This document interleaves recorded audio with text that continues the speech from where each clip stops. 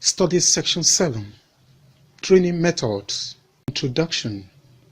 In this study section, we'll be focusing on the different types of training methods. Some of the methods we will be looking at includes lecture, case study, role model, games, simulation, and the discussion methods. Learning outcomes. When you have studied this session, you should be able to highlight the different training methods. Training methods. We noted in the last session that there are many personnel involved in training. Likewise, in this session, we will be looking at the many methods of training. Let us begin by saying that many training techniques are created almost every year due to the rapid development in technology.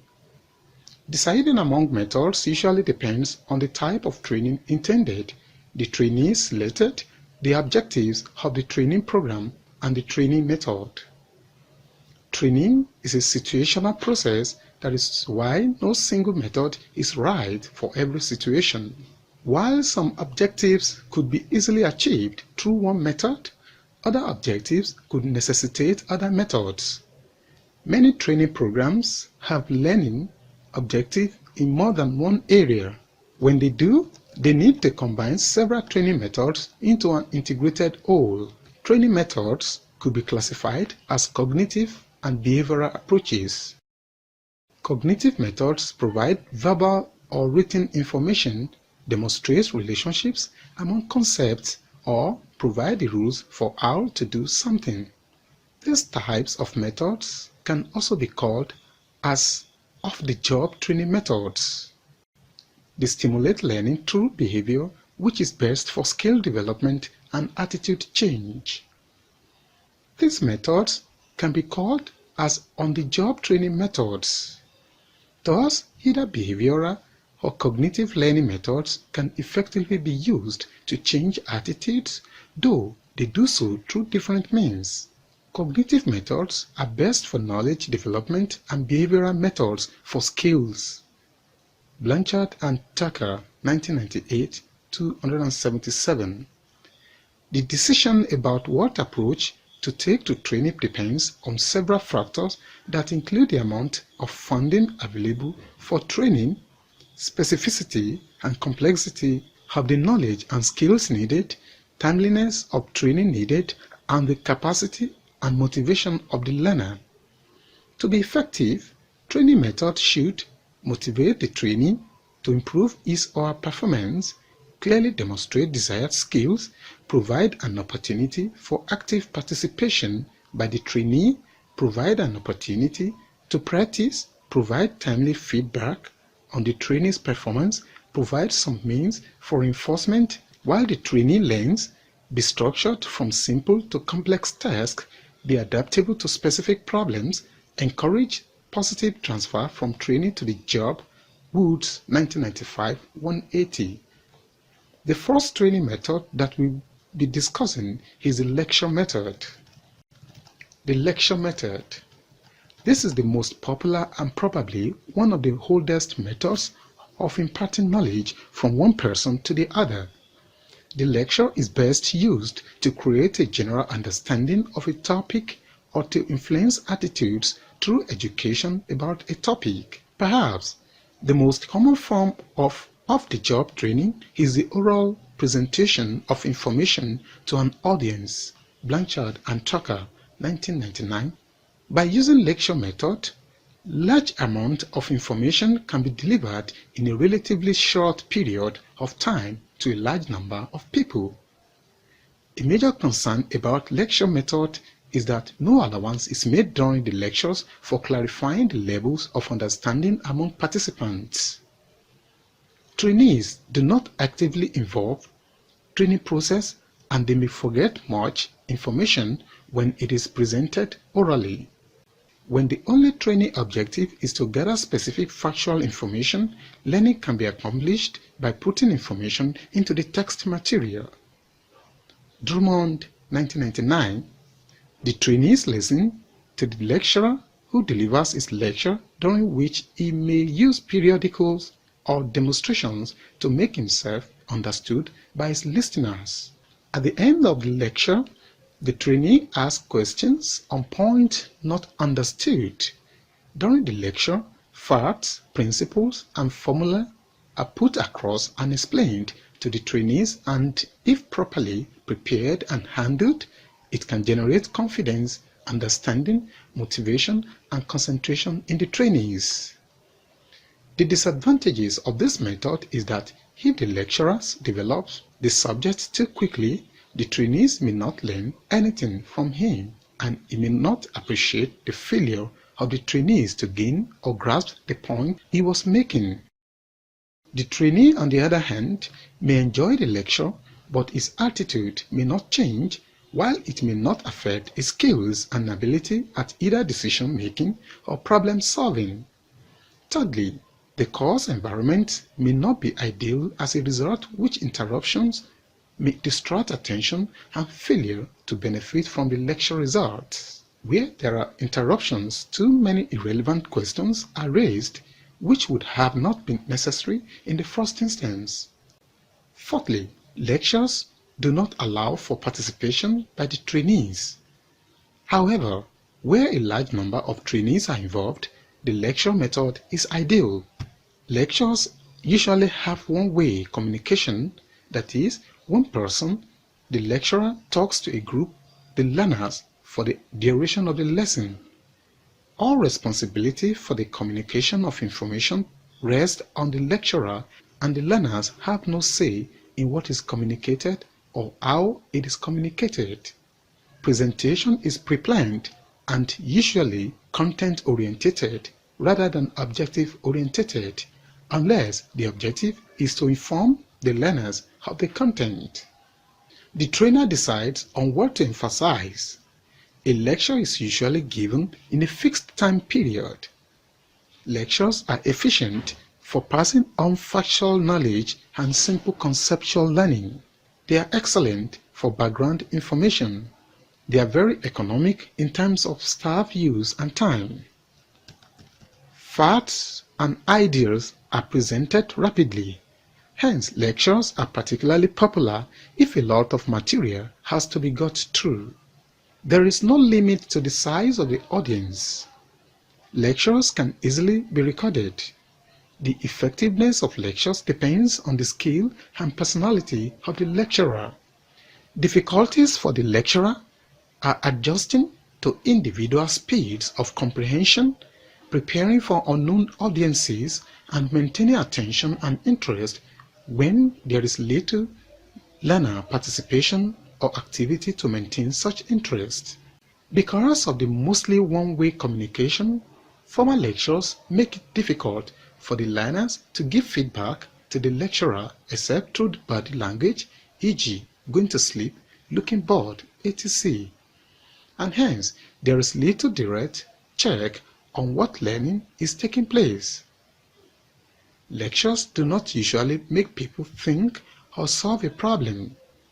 Problem solving means using information, and hence, so lectures should always be followed by discussion or text or practical work in which knowledge can be applied. Alternatively, variations of the lecture form can be substituted: questions, quizzes with answer keys, boost groups, seminars or forums. Lectures can be enhanced by visual aids, outlines, summaries, handouts, etc. Lectures are very poor at changing attitudes and values compared with active group discussion. It is safe to assert that the lecture method is the most widely used method by most speakers and paper presenters. The lecture itself is usually an oral presentation which has been prepared by an expert on a subject. The lecturer's field of experience is generally wide in his area, as his oral presentation is expected to benefit the participant either in a job instruction program or a seminar, workshop, or conference. Indeed, nearly all seminar presentations begin with a lecture before discussions follow. The lecture has a formal look to it. In its extreme form, Most scholars note that it provides no opportunity for the audience to participate. As such, the communication pattern is seen to be unidirectional. However, when a lecture is presented at a seminar, the presenter and indeed the chairman of the session allow for questions from participants, comment from others, and a possible discussion of issues raised based on experience which participants have come with from industry. Generally, to make lectures more effective, the following must be considered. 1. The lecturer or presenter needs to have a detailed knowledge of the background of his audience, their outlook on the world, and the problems they want addressed and solved at the seminar or workshop. 2. The lecturer must veer away from the use of jargons, ambiguous and verbose language, and must keep the level of communication very high. 3. The presentation must be short and precise, stressing the main issues and allowing for the flexibility of ideas which the experience from the world of work may change. 4. Lecturers must desist from being boring, as some lecturers sometimes send their learners to sleep. 5. The use of humor and banter livens up the atmosphere, but this should not lead to the presenter moving unnecessarily away from the main issues at stake. We have seen that the lecture method is one of the oldest training techniques. The next training method that we are going to look at is the case study method. The case study method. This method involves the writing of a hypothetical and in some cases real but reported anonymously history of some event or problems arising from the day-to-day business management with adequate information which course participants use for decision making. When this method of training used, participants asked to sort through data provided in the case to identify the principal issues and then propose solutions to these issues. Woods, 1995, 183. The learning objective is to have trainees apply known concepts and principles and discover new ones. A variation of case study is the incident process, in which trainees are given only a brief description of the problem and must gather additional information from the trainer by asking specific questions. Pigor and Pigor, 1987, 414. It helps the participants in analytical thinking, but its major problem is getting suitable and realistic cases for study and analysis. Case studies usually teach the trainees to diagnose the cause or causes of some or particular problems and or to find solutions to the problems enumerated. This is usually run as a kind of discussion group and focuses on problems common to the group. A case, real or invented or simplified, is presented to the group and they must provide a solution. The case study method is a non-directive way of helping learners to think for themselves and find solutions to identified problems. It is a process of instructing learners and getting them accustomed with a case, after which they study the case, identify the problems involved, and later provide solutions. It aims to give experience in the sort of decision-making that the participant will have to do later. It is often useful to abbreviate a real case in order to present the aspect of interest uncluttered by other irrelevant information. If this is not possible, one may invent a simple case in order to illustrate one's point. The problem is to decide what to leave out in order to simplify the case study for the learners. There are dangers, however, in the oversimplification of a case which may lead to loss of realism.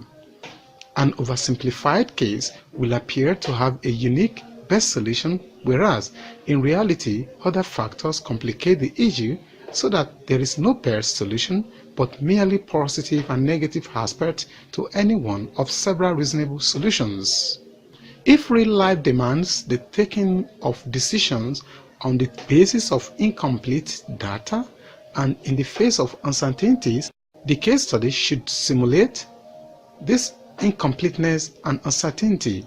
Discussion may be free or guided by the trainer, often according to some formal pattern which may have been outlined before, e.g. identification of problem, statement of problem, possible solutions, examination of solutions, selection of solutions, implementation and evaluation methods, etc. The trainer has the role of presenting the basic case description and some of the data. The trainer may withhold other data in certain cases until the learners discover the need and ask for it. Though the trainer may intervene to review progress, prompting or questioning the approach adopted by the learners, he or she should not suggest an approach or assist in actually solving the case. The trainer acts more as data bank, referee, and critic than instructor. The debriefing session is very important and should engage the learners in self-analysis. We have considered the case presented to us and come to certain conclusions. Now, let us consider the case of ourselves. How did we attack the problem? How could we have attacked it? How could we have attacked it? What can we learn of general application concerning our approach to case studies? One of the major gains of the case study method is to do the following things.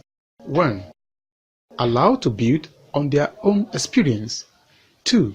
Reduce the possible hazards that newly informed professionals may cause to happen before they are fully competent. 3. Expose learners at an early stage to the process of learning to do by actually doing. Let us bring in 2 examples here to buttress the point made in the 3 issues raised above. When lawyers, for instance, undergo their formal educational program at school, they spend a lot of time studying past cases which have been recorded in various volumes. This helps them to look for ways of finding solutions to the cases before they read exactly how the cases were concluded.